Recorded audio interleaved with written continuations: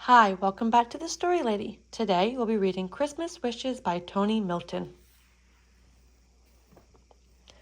On the night before Christmas, the tree was all hung with lights and with baubles that shone as they swung. The branches were dangled with glittering things, while the fairy perched high with her wand and her wings.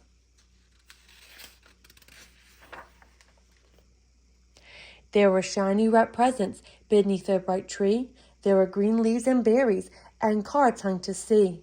For at last it was Christmas, and late Christmas Eve is when Santa Claus visits, or so folks believe. So we set on a drink and a Christmassy snack, with a note saying, "Santa, please put down your sack, and nibble some Christmas cake. Give it a try, for it must be so cold in the midwinter sky. And here are some carrots, so crunchy and sweet, your hard-working reindeer could do with a treat."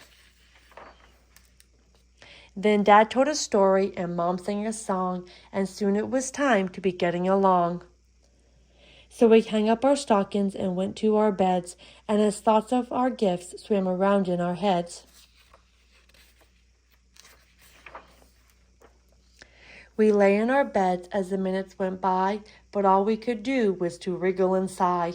Stay up at Christmas just wouldn't be right, but in through out our window the moon shone so bright.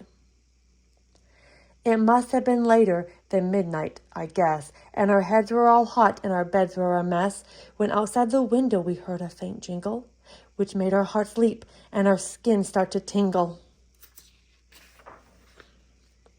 We crept to the window and, heading our way, we spied in the sky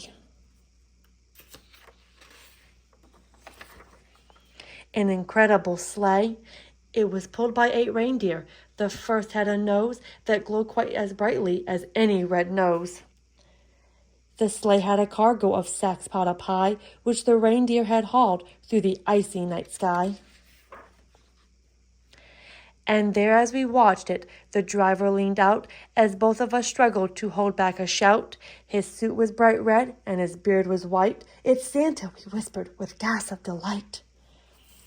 Our hearts started thumping, we didn't think twice, and downstairs we scuttled. What mischievous mice!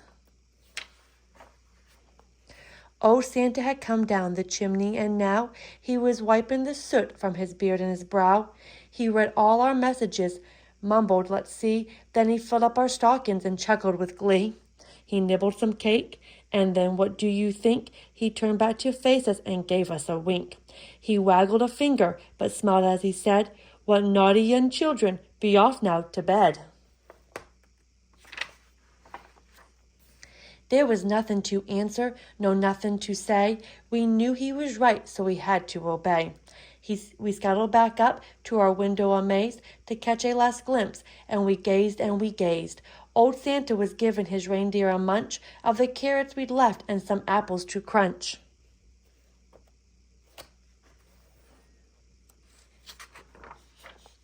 Then he reached for the reins as he jumped in the sleigh, and he called with a chuckle, "Now up and away!"